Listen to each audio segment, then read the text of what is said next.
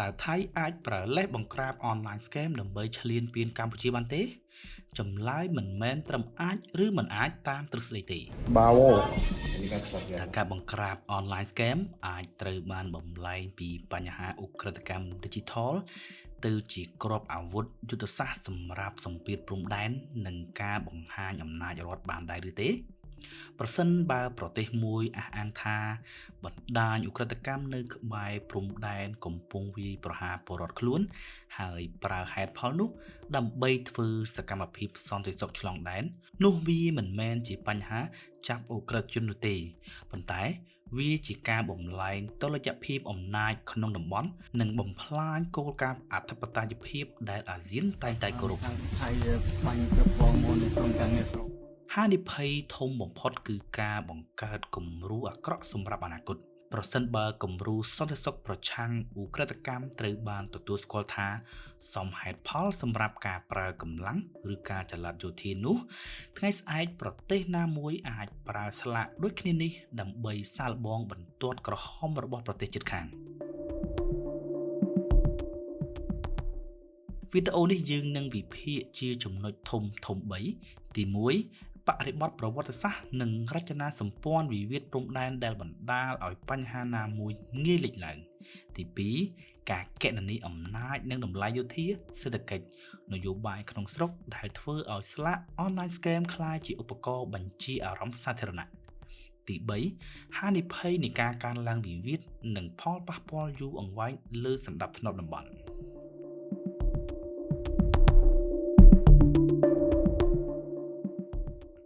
បញ្ហាកម្ពុជាថៃមិនអាចមើលជាសាច់រឿងបច្ចុប្បន្នតែម្ដងបានទេព្រោះវាមានសំណង់រចនាសម្ព័ន្ធពីអតីតកាលដែលនៅតែបង្កើតភាពងាយរងភាពតានតឹងចំណុចមួយដែលសាធារណជនស្គាល់ច្រើនគឺវិវាទជុំវិញប្រាសាទព្រះវិហារនិងតំបន់ជុំវិញដែលធ្លាប់នាំទៅកាន់ការប៉ះទង្គិចអាវុធនៅចន្លោះឆ្នាំ2008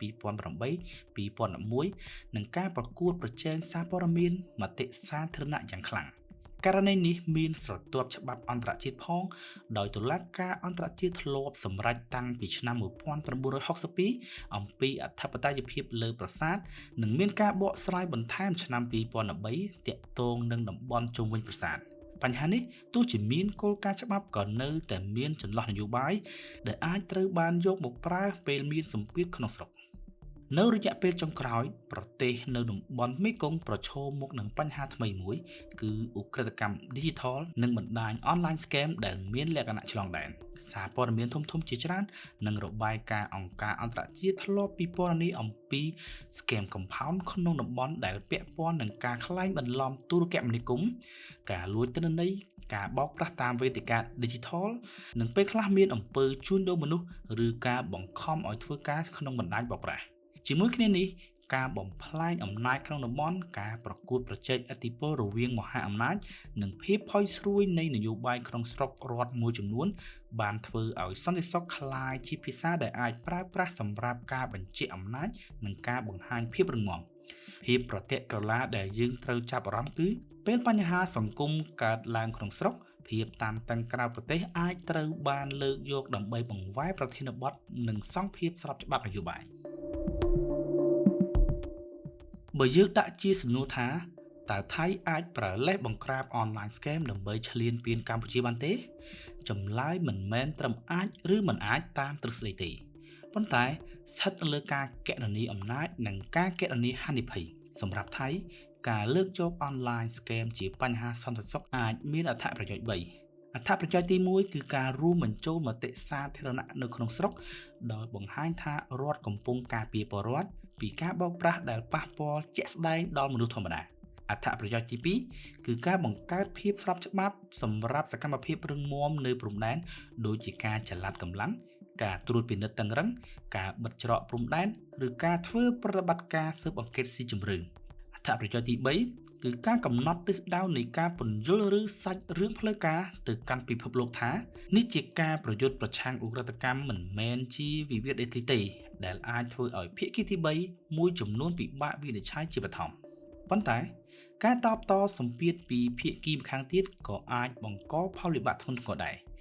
កម្ពុជាមានបន្ទាត់ក្រហមជាក់លាក់គឺអធិបតេយ្យភាពនិងការមិនអនុញ្ញាតឲ្យមានសកម្មភាពយោធាជាឯកតោភាគីនៅលើទឹកដីខ្លួនទេ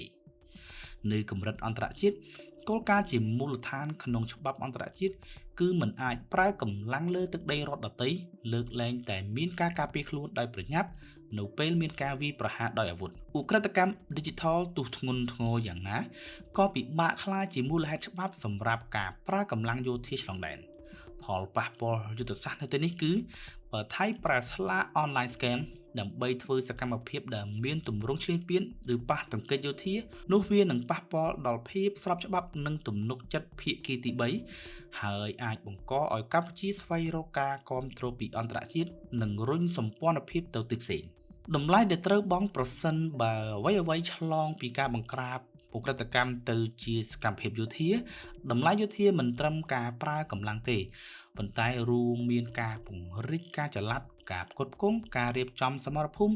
និងហានិភ័យនៃការបាត់បង់ជីវិតជាពិសេសតំបន់ព្រំដែនមានភូមិសាស្ត្រលំបាកនិងមានប្រជាជនរស់នៅធ្វើឲ្យប្រតិបត្តិការអាចបែកធ្លាយទៅជាការប៉ះទង្គិចដែលគេមិនចង់បានតម្លៃសេដ្ឋកិច្ចក៏មិនតូចដែរពាណិជ្ជកម្មព្រំដែនទំនាក់ទំនងសេដ្ឋកិច្ចនិងទេសចរអាចរងផលប៉ះពាល់ភ្លាមៗអ្នកវិនិយោគិនស្អប់ភាពមិនប្រកបវិជ្ជាហើយការប៉ះទង្គិចបើទោះបីមានរយៈពេលខ្លីតែអាចបង្កការធ្លាក់ចុះនៃទំនុកចិត្តនិងបញ្ហាការផ្គត់ផ្គង់ក្នុងតំបន់ព្រំដែនសម្ពាធនយោបាយក្នុងស្រុកជាចំណុចមុតស្រួចរដ្ឋាភិបាលណាមួយអាចទទួលបានអត្ថប្រយោជន៍ខ្លីពីការបង្ហាញភាពរឹងមាំតែបើមានការបាត់បង់ឬវិបត្តិសេដ្ឋកិច្ចការគាំទ្រអាចត្រឡប់ថយក្រោយយ៉ាងលឿនផលប៉ះពាល់ជាយុទ្ធសាស្ត្រគឺការប្រើ online scam ជាស្លាកសម្រាប់ការបង្ហាញអំណាចសន្តិសុខអាចជោគជ័យក្នុងការបង្វែរអារម្មណ៍រយៈពេលខ្លីប៉ុន្តែបើដើរចូលក្នុងផ្លូវយោធាតម្លៃអាចលើសពីអត្ថប្រយោជន៍ហានិភ័យដែលស្ថានភាពអាចប៉ះទង្គិចកាន់តែធ្ងន់ឡើងហើយនេះជាអ្វីដែលមានទម្ងន់ខ្លាំងជាងគេបំផុតក្នុងការគណនាផ្នែកយុទ្ធសាស្ត្រការប៉ាន់ប្រមាណខុសអាចកើតឡើងតាមផ្លូវ3ផ្លូវទី1គឺការប្រស័យតាក់ទងខុសច្រឡំរវាងឯកតានៅព្រំដែនពេលមានការចល័តទ័ពនិងការប្រជុំមុខផ្លូវទី2គឺការវាយតម្លៃខុសលើចេតនារបស់ភាគីម្ខាងទៀតដោយយល់ថាគេមិនហ៊ានតបតហើយបន្ទាប់មកគេចាំបាច់តបតដើម្បីរក្សាប្រជាប្រិយភាពនិងកុំឲ្យបាត់មុខមាត់ផ្លូវទី3គឺការប្រកួតប្រជែងនៃវោហារនយោបាយក្នុងស្រុកដែលរុញឲ្យអ្នកនយោបាយជ្រើសរើសជំហររឹងមាំជាងស្ថានភាពពិតផលប៉ះពាល់ជាខ្សែសង្វាក់ដ៏គួរឲ្យព្រួយបារម្ភដែរប្រសិនបើមានការប៉ះទង្គិចឬមានអ្នកស្លាប់វាអាចបង្កការចល័តយោធាបន្ថែមការបិទព្រំដែនការចាប់ខ្លួនការចោទប្រកាន់គ្នានិងបង្កឲ្យបណ្ដាញពាណិជ្ជកម្មដឹកជញ្ជូនរងការរំខានការរាលដាលឥទ្ធិពលក្នុងតំបន់នៅទីនេះមានន័យថាបញ្ហានេះមិនអាចដោះស្រាយដោយប្រទេសតែមួយបាននោះទេព្រោះការប្រឆាំងឧក្រិដ្ឋកម្មឆ្លងដែនត្រូវការចែករំលែកព័ត៌មាននិងការសម្របសម្រួលរវាងរដ្ឋនិងរដ្ឋបើវិវាទព្រំដែនកើតឡើងការសហការនឹងខ្សោយហើយបណ្ដាញឧក្រិដ្ឋកម្មអាចចំណេញពីភាពរញ្ជួយរដ្ឋផលប៉ះពាល់យុទ្ធសាស្ត្រនៅទីនេះគឺសកម្មភាពដែលចាប់ផ្ដើមក្រោមស្លាកបង្ក្រាបឧក្រិដ្ឋកម្មឆ្លងដែនអាចបញ្ចប់ដោយស្ថានភាពដែលបណ្ដាញ scam មិនបានថយចុះខណៈរដ្ឋទាំងពីរវិញត្រូវបង់ថ្លៃសន្តិសុខនិងថ្លៃនយោបាយខ្ពស់ជាងមុនផលប៉ះពាល់យូរអង្វែងលើភូមិសាស្ត្រនយោបាយប្រសិនបើការប្រើស្លាកប្រឆាំងឧក្រិដ្ឋកម្មអាចត្រូវបានប្រើជាមូលហេតុសន្តិសុខคล้ายជាគំរូសម្រាប់សកម្មភាពឆ្លងដែននោះវាអាចបំផ្លាញរបៀបគិតពីសន្តិសុខតំបន់ពីការផ្អែកលើច្បាប់និងបទបញ្ញត្តិទៅជាសន្តិសុខមកមុនច្បាប់មកក្រោយដែលមានន័យថារដ្ឋណាខ្លាំងអាចអះអាងពីសន្តិសុខជាតិដើម្បីធ្វើសកម្មភាពលើរដ្ឋទាំងខ្សោយនេះប៉ះពាល់ដល់សណ្ដាប់ធ្នាប់អន្តរជាតិនិងអាស៊ានដែលយកគោលការណ៍មិនជ្រៀតជ្រែកជាអង្គធាតុស្ថិរភាពការបំផ្លាញសម្ព័ន្ធភាពក៏អាចកើតឡើងកម្ពុជាអាចជ្រើសយុទ្ធសាស្ត្រជាច្រើនដូចជាការបង្កើនការប្តឹងតវ៉ាតាមវេទិកាអន្តរជាតិការស្វែងរកការធានាសន្តិសុខពីដៃគូខាងក្រៅ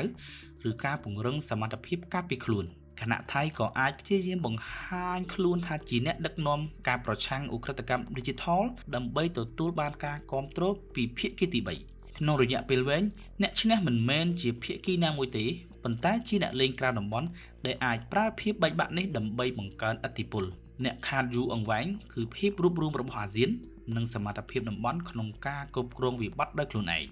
បើការបង្ក្រាប online scam ត្រូវបានជ្រើសរើសជាលេសសម្រាប់សកម្មភាពឆ្លងដែនឬការប្រើកម្លាំងនោះបញ្ហាមិនត្រឹមតែសន្តិសុខជាតិទេប៉ុន្តែជាសំណួរផ្លូវច្បាប់ក្រមធម្មនុញ្ញនៃអង្គការសហប្រជាជាតិដែលហាម5ការប្រើកម្លាំងលើកលែងតែការការពារខ្លួនតាមមាត្រា51សូម្បីតែការការពារខ្លួនក៏ត្រូវបំពេញតាមលក្ខខណ្ឌចាំបាច់និងសមាមាត្របើមានជំរឿសហការច្បាប់ការទូតឬការស៊ើបអង្កេតរួមការជ្រើសរើសវិធីយោធាអាចត្រូវបានមើលឃើញថាលើសកម្រិតប្រសិនបើសកម្មភាពណាមួយត្រូវបានវិនិច្ឆ័យថាជាការបំពានលើការហាម5ប្រើកម្លាំងនោះរដ្ឋនោះអាចប្រឈមមុខនឹងទំនួលខុសត្រូវរដ្ឋតាមច្បាប់អន្តរជាតិដែលរួមមានកាតព្វកិច្ចបញ្ចប់សកម្មភាពខុសច្បាប់ការមិនធ្វើឡើងវិញនិងសូម្បីតែការសងសំណងប្រសិនបើមានការខូចខាតកើតឡើង